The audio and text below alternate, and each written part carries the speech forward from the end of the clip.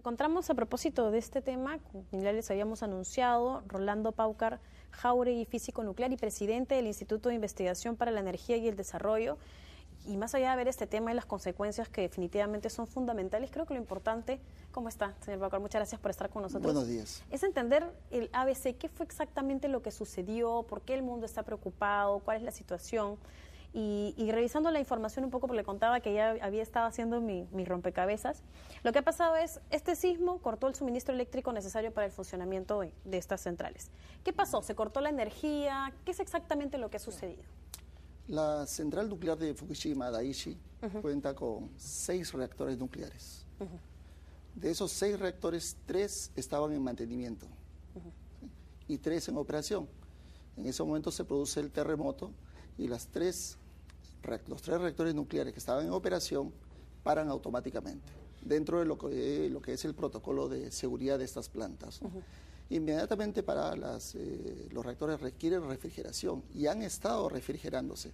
Sin embargo, el tsunami, ¿sí?, ha hecho que las plantas de refrigeración, donde se tienen motores diésel, sucumbieran, fallaran, ¿no? En ese momento, el reactor 1 ingresó en una etapa de emergencia por falta de refrigeración. La vasija que contiene el núcleo del reactor ha empezado a subir su presión justamente porque falta refrigeración y ha empezado a acumular vapor, ¿sí? En ese momento, los operadores se han visto obligados a abrir válvulas para hacer escape de vapor contaminado, vapor de agua contaminado, ¿sí? Y a esto nosotros le llamamos fuga radiactiva controlada.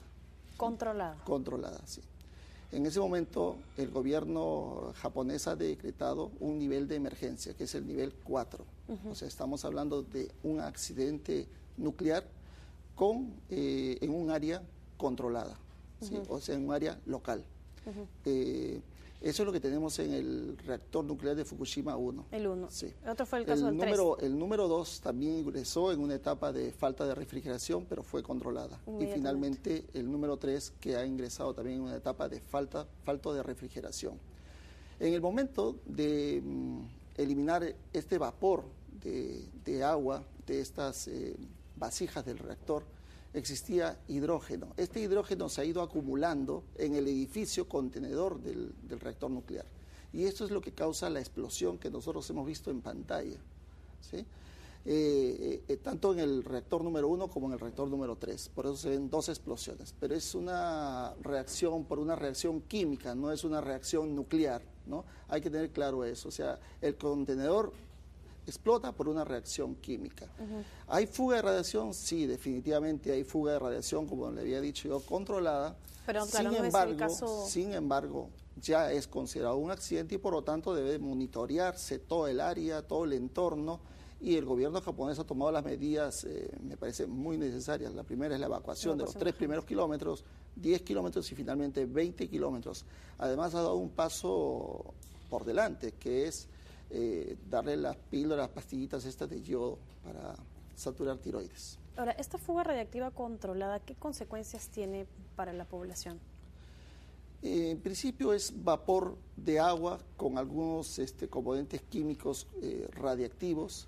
Esto, como te había comentado, tiene un efecto local, no va a ir más allá de la zona de emplazamiento.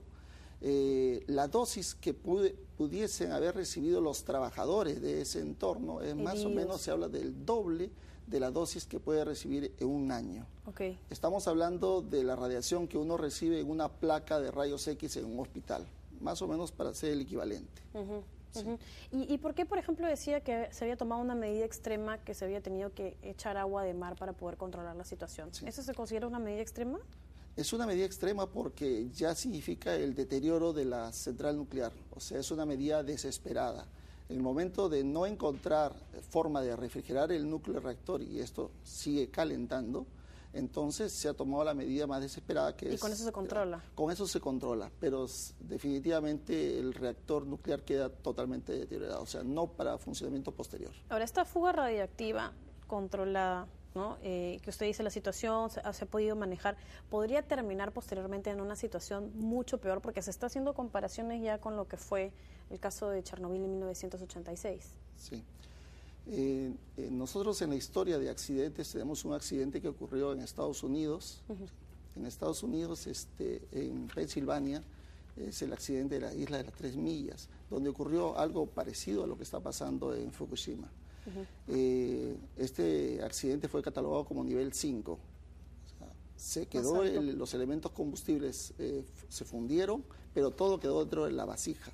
O sea, solamente hubo un efecto en el área local, pero sí hubo fundición de los elementos combustibles. En este momento en Fukushima todavía no sabemos qué ha pasado dentro de la vasija del reactor. La compañía que explota estos reactores nucleares nos dicen que no tienen información de lo que pueda estar ocurriendo dentro de la vasija. Por lo tanto, todos los que estamos a la expectativa y en alerta con respecto a ese tema, estamos monitoreando pues alrededor de esa central. En Estados Unidos se está monitoreando aire, y también, por supuesto, acá en nuestro país se debe realizar esta tarea este caso tan para dramático, verificar de que no se estén incrementando los niveles de radiación en el aire, ¿no? La idea es controlarlo, pero ¿podría darse en una situación extrema?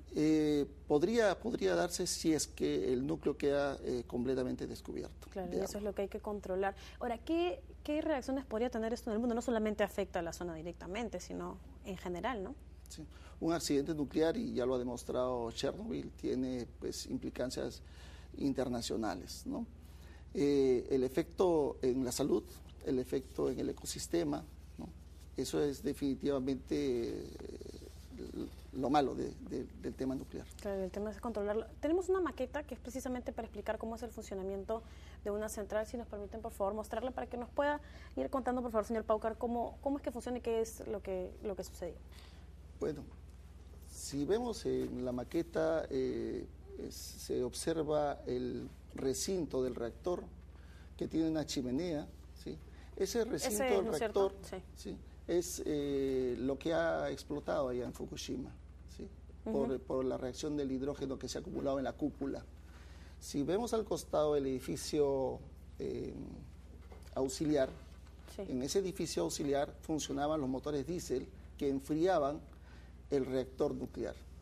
Ese edificio auxiliar ha sido inundado por el tsunami y, bueno, posteriormente entró en deterioro todo lo que es el sistema de refrigeración, ¿no? Nosotros aquí hay que observar que la crisis que están siguiendo los operadores de esta central nuclear es bastante peculiar, porque además que los operadores tienen problemas con la familia que ha sido evacuada, ¿no? Y que la tensión que causa esto, hay que sumarle las réplicas, porque siguen habiendo sismos de niveles bastante elevados y además una amenaza de tsunami posteriormente. Sí, es verdad. Entonces todo esto suma a esta crisis. Yo creo que los operadores que están en esa planta nuclear son, entre comillas, héroes, porque están dándole al tema hasta solucionar la emergencia. Claro, y es para poder salvar a la población en general. Uno de los puntos que salieron después como debates es seguro que funcionen estas centrales nucleares en determinadas zonas donde hay tanta población alrededor. Ayer fue uno de los foros que se manejaban en Internet. Sí, todavía bastante temprano para hablar sobre la ingeniería de estas centrales nucleares. Es una ingeniería de los años 50, es una ingeniería de empresas occidentales que es muy diferente al reactor de Chernobyl, que no tenía ningún tipo de contenedor y además el sistema político que gobernaba este reactor era completamente diferente. Estamos hablando de un reactor en un país democrático. El jefe de operación es el jefe autónomo de la central nuclear. Él toma decisiones, no lo toma el gobierno, y eso se está observando en el proceso de la emergencia en Fukushima. Entonces, es todavía muy temprano para hablar de los fallos de ingeniería. Hay que tener en cuenta que aquí no hay fallos de ingeniería, aquí no hay error humano, claro, sino definitivamente es por la catástrofe que ha ocurrido. Claro, es realmente terrible. Bueno, muchas gracias. ¿Se han tomado entonces las medidas necesarias del caso? El primer paso, lo que ha hecho usted de evacuar a la población y que haya personas que estén trabajando constantemente, hace que se pueda mantener la tranquilidad. Sí, está en permanente alerta porque definitivamente enfriar el núcleo reactor va a costar algunos días. Sin embargo, los reportes que vienen tanto del gobierno japonés como de la planta nos dicen que tanto el reactor 1 como el reactor 2 y posteriormente el reactor 3 están bajo control. Bien, señor Paucar, muchas gracias por haber venido, nos ha ilustrado bastante sobre cómo funciona este tema. En general, es muy importante que la población esté informada, más es lo que se genera reacción y susto, que tiene que existir, ¿no? Por supuesto, precaución en el tema y estar informados para no poder entrar en caos. Muchas gracias por haber venido. Por su invitación. Señor Rolando Paucar Jáuregui, físico nuclear, presidente del Instituto de Investigación para Energía y el Desarrollo. Hacemos una pausa y volvemos.